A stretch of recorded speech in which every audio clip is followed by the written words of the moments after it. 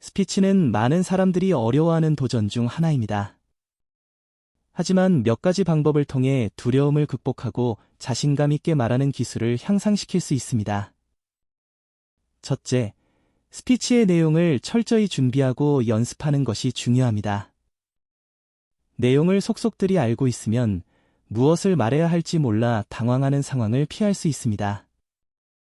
또한 자주 연습함으로써 말하는 속도와 억양을 조절하는 법을 배울 수 있고 자연스러운 제스처를 사용하는 방법도 익힐 수 있습니다. 둘째, 청중과의 눈맞춤을 늘리세요. 눈맞춤은 청중과의 연결감을 높이고 더 자신감 있게 보이게 합니다. 하지만 모든 사람을 일일이 쳐다보기는 어렵기 때문에 각 구역에서 몇 명씩을 골라 가볍게 눈인사를 나누는 것만으로도 큰 효과를 볼 수 있습니다. 셋째, 청중을 이해하고 그들의 관심사에 맞춰 스피치를 구성하세요. 청중이 관심 있어 할 만한 내용이나 예시를 들면 청중은 더 주의 깊게 듣고 연사에게 긍정적인 반응을 보일 것입니다. 이 과정에서 청중의 반응을 관찰하고 그에 맞춰 스피치의 방향을 조금씩 조정하는 유연성도 중요합니다. 넷째, 스피치 중에 긴장을 풀어주는 호흡 기법을 사용하세요. 깊게 숨을 들이쉬고 천천히 내쉬며 긴장을 푸는 것은 신체적 긴장감을 줄여주고 마음도 진정시켜줍니다. 이런 식으로 호흡을 조절하면 더 집중해서 스피치를 이어갈 수 있습니다. 마지막으로 스피치를 통해 청중에게 어떤 가치를 전달하고자 하는지 명확한 목표를 설정하세요. 자신이 전달하고자 하는 메시지가 분명하다면 그 열정이 청중에게 전달되어 스피치가 더욱 효과적이 될 것입니다. 이러한 준비와 연습을 통해 많은 사람들 앞에서 스피치하는 것이 점점 더 자연스러워질 것입니다. 스피치를 준비하는 과정에서 효과적인 연습 방법은 여러 단계로 나누어 생각할 수 있습니다. 이 과정을 체계적으로 접근하면 더 자신감 있고 설득력 있는 스피치를 할 수 있습니다. 첫 번째 단계는 스피치의 구조를 확실하게 설정하는 것입니다. 서론에서는 청중의 관심을 끌 수 있는 흥미로운 질문이나 명제를 제시하고 본론에서는 주제에 대한 구체적인 아이디어나 주장을 전개하며 결론에서는 스피치의 핵심 메시지를 강조하고 청중이 기억해야 할 중요한 포인트를 정리합니다. 이렇게 명확한 구조를 가지고 스피치를 준비하면 청중이 내용을 이해하기 쉽고 연사도 메시지를 전달하는 데 집중할 수 있습니다. 두 번째는 스크립트를 작성하고 이를 바탕으로 연습하는 것입니다. 처음부터 완벽한 스크립트를 작성하려고 하지 말고 대략적인 아웃라인을 바탕으로 자신의 생각과 아이디어를 자유롭게 적어보세요.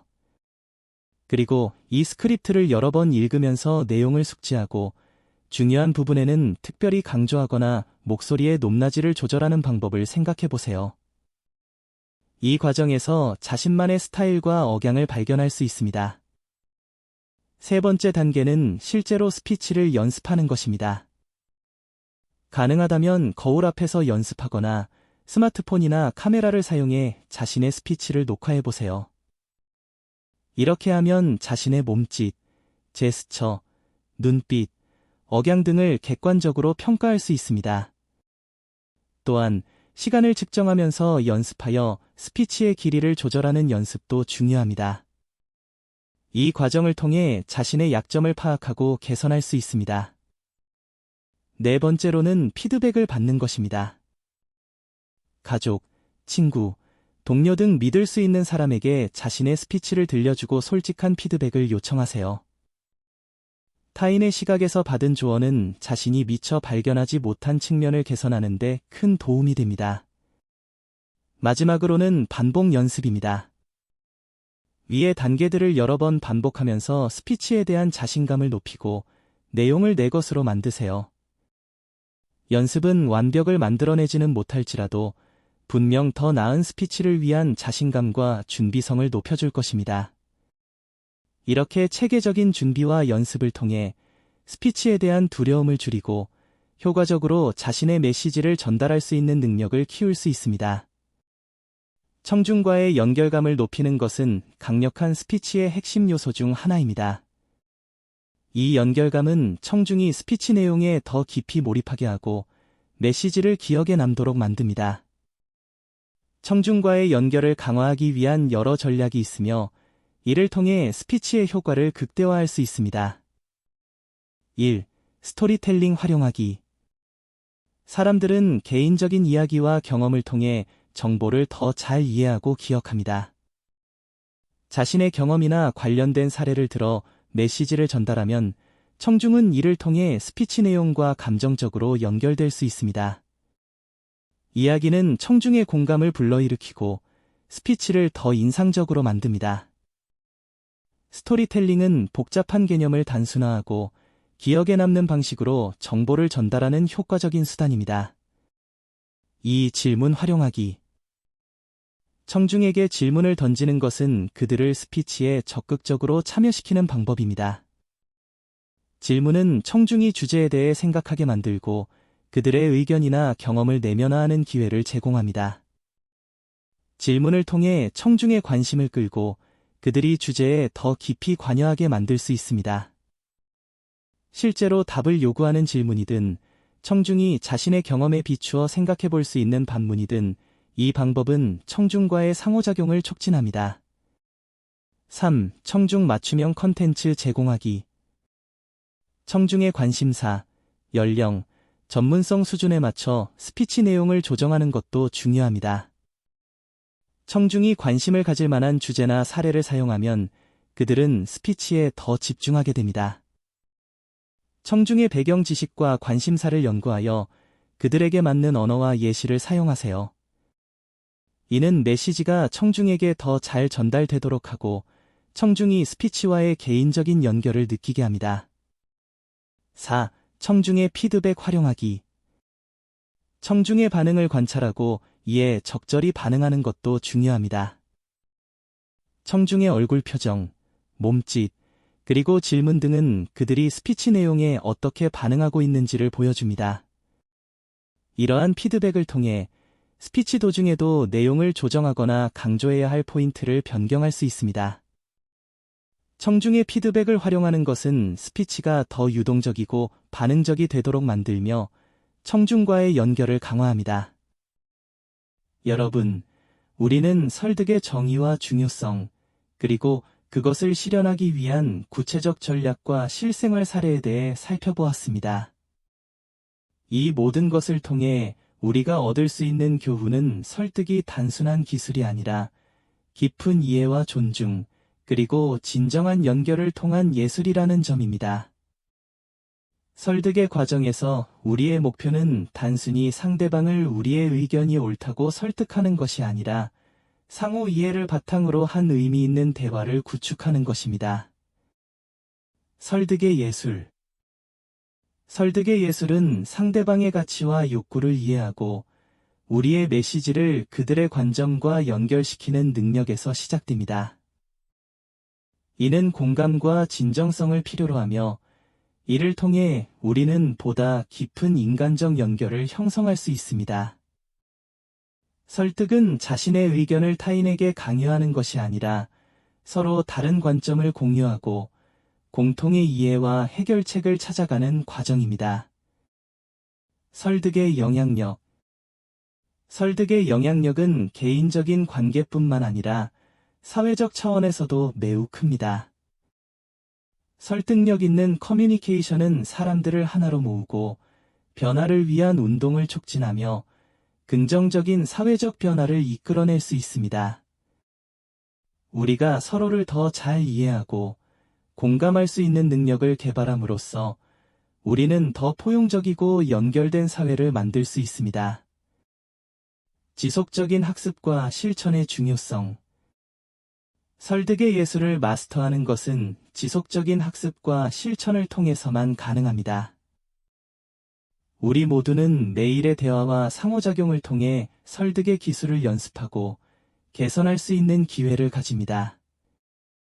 상대방을 이해하려는 노력, 명확하고 진정성 있는 커뮤니케이션, 그리고 공감의 표현은 우리가 관계를 강화하고 성공적인 설득을 이끌어내는 데 필수적인 요소입니다.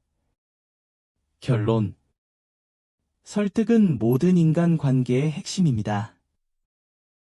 우리가 서로를 더 잘 이해하고 존중하며 진정성을 가지고 소통할 때 우리는 더 강력한 연결을 형성하고 우리의 아이디어와 비전을 공유할 수 있습니다.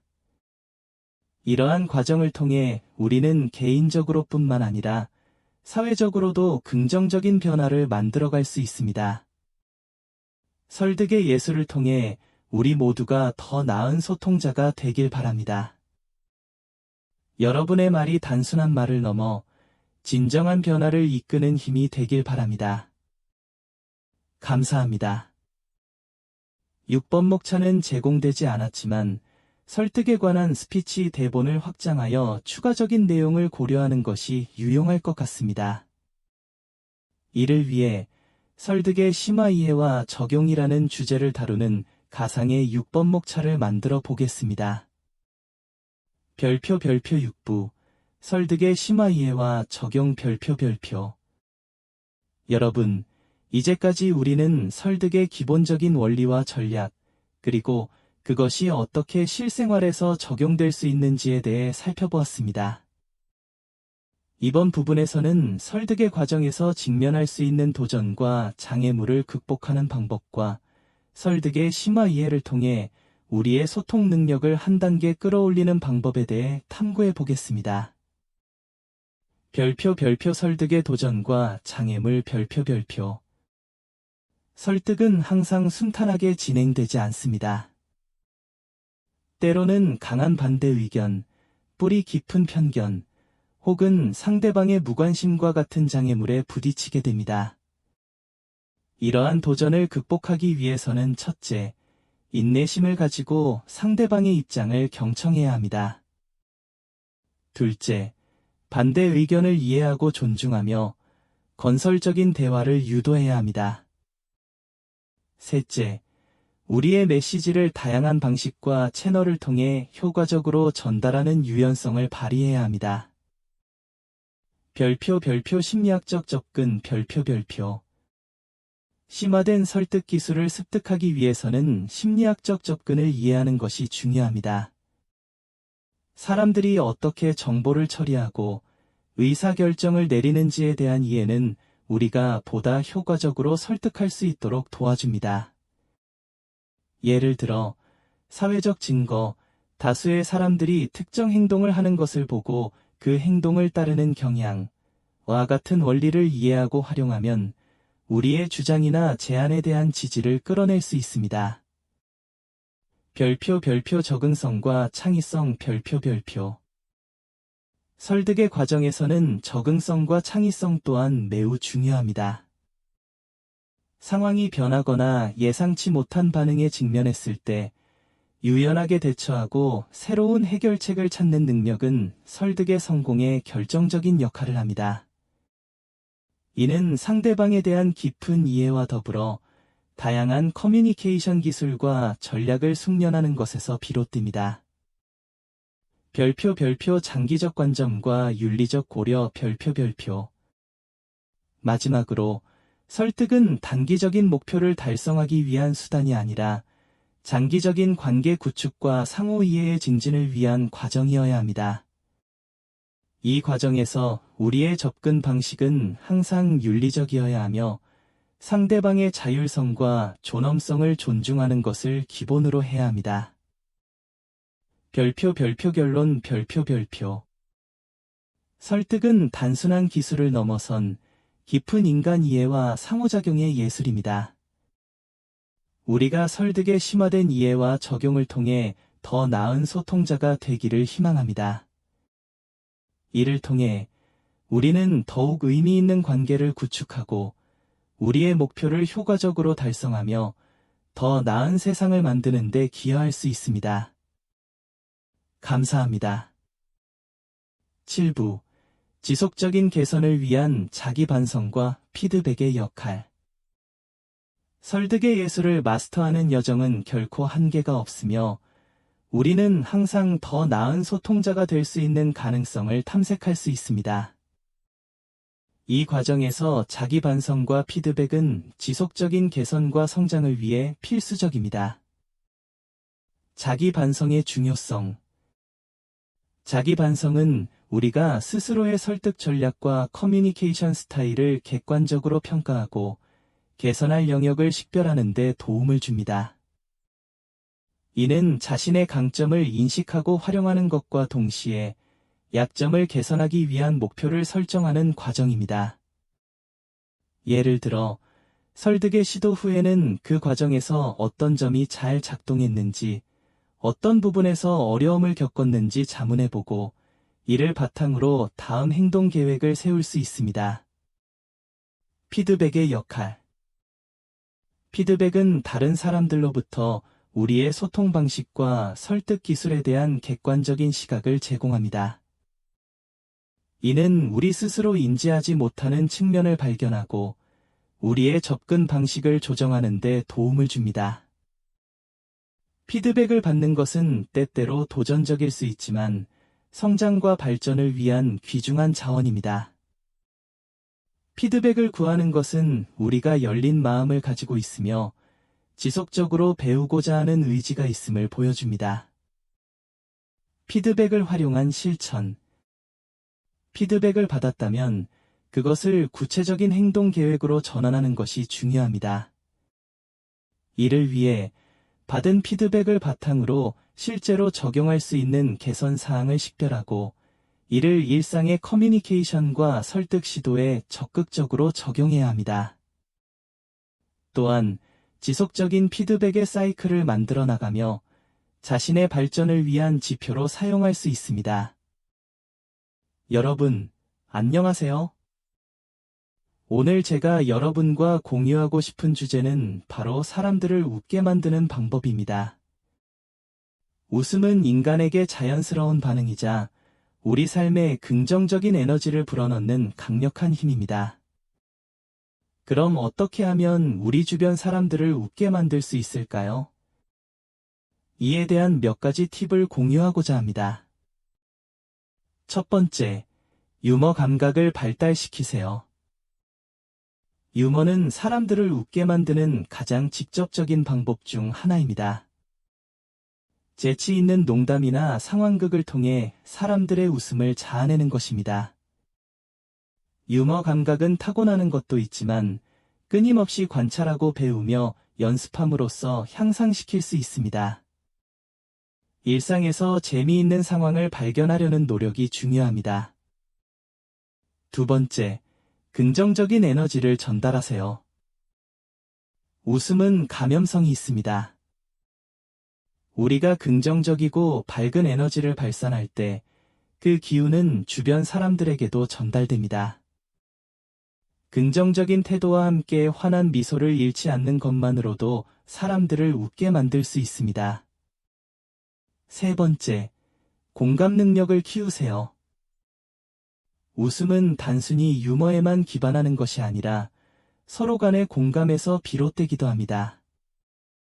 상대방의 입장에서 생각하고 그들의 감정과 경험에 공감할 때 진정성 있는 웃음을 이끌어낼 수 있습니다. 때로는 함께 웃음을 나누는 것이 서로를 더 깊이 이해하는 계기가 될 수 있습니다. 네 번째, 이야기를 나누세요. 사람들은 좋은 이야기를 듣는 것을 좋아합니다. 특히 개인적인 경험이나 재미있는 에피소드를 공유할 때 그 속에서 웃음이 자연스럽게 피어납니다. 이야기를 할 때는 청중의 반응을 살피며 그들이 공감할 수 있는 포인트를 강조하는 것이 중요합니다. 다섯 번째, 상황에 맞는 유머를 사용하세요. 모든 유머가 모든 상황에 적합한 것은 아닙니다. 상황을 정확히 파악하고 상대방이 어떤 유형의 유머를 선호하는지를 고려하는 것이 중요합니다. 때와 장소를 가려 웃음을 주는 것이 더 큰 웃음을 이끌어내는 비결입니다. 여섯 번째, 실패를 두려워하지 마세요. 모든 시도가 성공적으로 웃음을 이끌어내는 것은 아닙니다. 중요한 것은 실패를 두려워하지 않고 계속 시도하는 용기입니다. 유머는 실험적인 성격이 강하며 때로는 예상치 못한 반응을 얻을 수도 있습니다. 그러나 그 과정에서 배우고 성장하는 것 자체가 유머를 통해 사람들과 소통하는 데 큰 자산이 됩니다. 마지막으로 진정성을 잃지 않는 것이 중요합니다. 가장 강력한 웃음은 진심에서 우러나오는 것입니다. 우리의 유머가 진정성을 담고 있을 때 그것은 자연스럽게 주변 사람들의 마음을 움직이고 진정한 웃음을 이끌어냅니다. 여러분, 웃음은 우리의 삶을 더 밝고 행복하게 만드는 마법과도 같습니다. 오늘 제가 공유한 팁들이 여러분의 일상에서 그리고 주변 사람들과의 관계에서 웃음과 기쁨을 더 많이 찾는데 도움이 되기를 바랍니다. 웃음이 가득한 하루 되시길 바랍니다. 감사합니다. 두 번째 포인트, 긍정적인 에너지를 전달하세요에 대해 더 깊이 탐구해 보겠습니다. 사람들을 웃게 만드는 데 있어서 긍정적인 에너지의 전달은 중요한 역할을 합니다. 이는 단순한 기술이나 전략을 넘어서는 것으로 우리의 내면에서 우러나오는 진정성과 밝음을 기반으로 합니다. 별표 긍정적인 에너지란 무엇인가? 별표 긍정적인 에너지는 우리의 태도, 말투, 신체 언어, 그리고 우리가 선택하는 말들에서 반영됩니다. 긍정적인 태도를 가진 사람은 낙관적이고 희망적인 메시지를 전달하며 주변 사람들에게도 그러한 기운을 전파합니다. 이런 에너지는 사람들을 자연스럽게 이끌어 모으고 그들의 마음에 긍정적인 변화를 일으키며 웃음과 즐거움을 자아냅니다. 별표 긍정적인 에너지의 전달 방법 별표 1. 별표 미소 지으세요 별표 미소는 가장 강력한 긍정적 에너지의 전달 수단입니다. 진심 어린 미소는 친근감을 느끼게 하며 긍정적인 분위기를 조성합니다. 미소는 또한 감정의 전염성을 이용하여 우리의 기분이 주변 사람들에게도 영향을 미친다는 사실을 활용하는 것입니다. 이 별표 긍정적인 언어 사용하기 별표 우리가 사용하는 언어는 우리의 생각과 감정을 반영합니다. 긍정적인 표현과 격려의 말들은 상대방에게 좋은 느낌을 주고 긍정적인 대화의 흐름을 만듭니다. 비판이나 부정적인 언어 대신 격려와 칭찬을 선택함으로써 긍정적인 에너지를 전파하세요.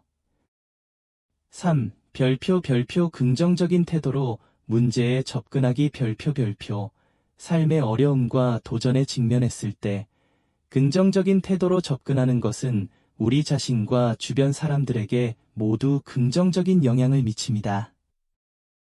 문제를 해결할 수 있는 기회로 보고 해결책에 초점을 맞추며 유머를 사용해 가볍게 문제를 다루는 것도 좋은 방법입니다. 4. 별표 긍정적인 사람들과 시간을 보내기 별표 우리는 주변 사람들로부터 영향을 받습니다. 긍정적인 사람들과 시간을 보내면 그들의 긍정적인 태도와 에너지가 우리에게도 영향을 미칩니다.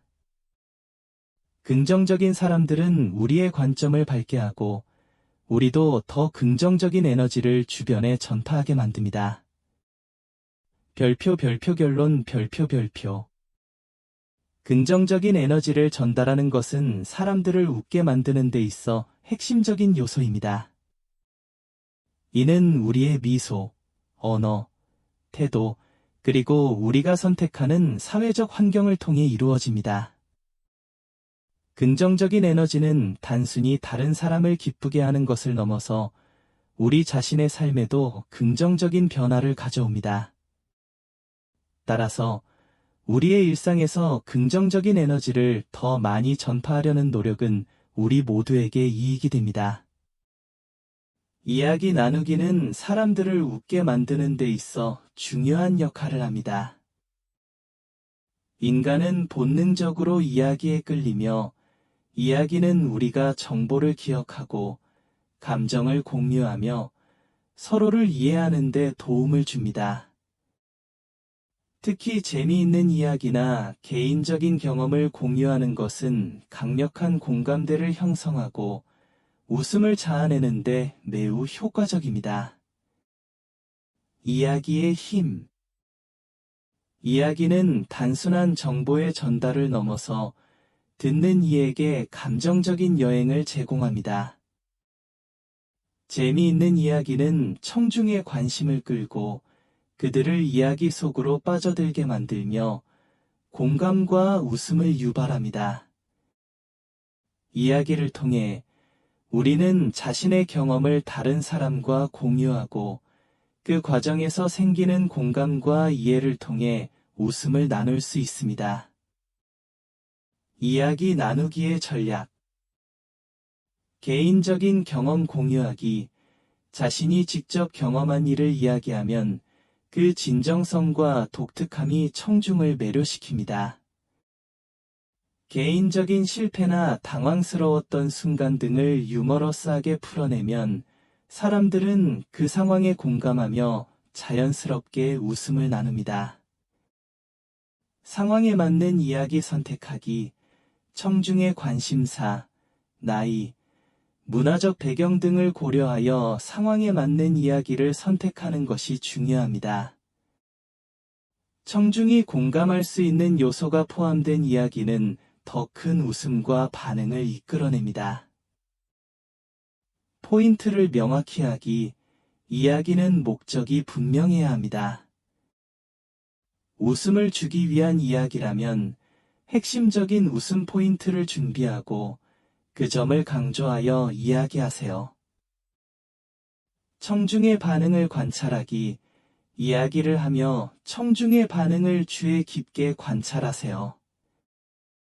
청중이 관심을 보이는 부분은 더 강조하고 반응이 미온적인 부분은 빠르게 넘어갈 줄 알아야 합니다. 5번째, 상황에 맞는 유머를 사용하세요. 유머는 상황에 맞게 사용될 때 그 진가를 발휘합니다. 모든 상황이나 청중에게 맞는 유머는 없으며 상황을 정확히 파악하고 적절한 유머를 선택하는 것이 중요합니다. 유머의 선택은 상대방을 존중하고 긍정적인 분위기를 조성하는 데 초점을 맞춰야 합니다. 상황에 맞는 유머의 중요성. 상황 인식. 유머를 사용하기 전에는 그 상황이 유머를 받아들일 준비가 되었는지, 유머가 적절한지를 판단해야 합니다. 중요한 회의나 진지한 대화 중에는 경쾌한 유머보다는 상황에 맞는 섬세한 유머가 더 적합할 수 있습니다. 청중 이해하기. 청중의 연령, 성별, 문화적 배경 등을 고려하여 유머를 선택하세요. 모두가 즐길 수 있는 유머는 청중을 더욱 가까이 끌어당기고 긍정적인 반응을 이끌어냅니다. 타이밍. 유머는 타이밍이 매우 중요합니다. 대화의 흐름에 자연스럽게 유머를 녹여내고 포인트가 명확할 때 유머를 사용하세요. 잘못된 타이밍은 오히려 반대 효과를 낼 수 있습니다. 6번째 포인트인 실패를 두려워하지 마세요는 사람들을 웃게 만드는 과정에서 중요한 원칙입니다. 웃음을 이끌어내려는 시도가 항상 성공적일 수는 없습니다. 때로는 우리의 농담이나 유머가 예상했던 반응을 얻지 못할 수도 있고, 때로는 완전히 무시되거나 잘못 이해될 수도 있습니다. 그러나 이러한 실패는 우리가 웃음과 유머를 통해 더 나은 소통을 하고 관계를 강화하는 데 있어서 중요한 학습 기회를 제공합니다. 실패의 가치 인식하기. 실패를 경험하는 것은 우리가 유머를 사용하여 다른 사람과 연결을 시도한다는 것을 의미합니다.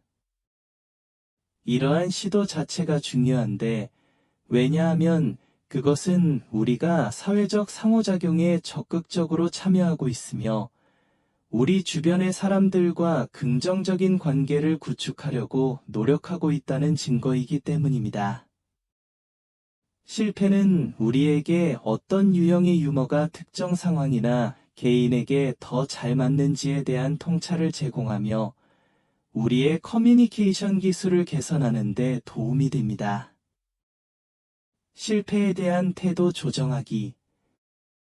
실패에 대해 너무 엄격하게 판단하지 않는 것이 중요합니다.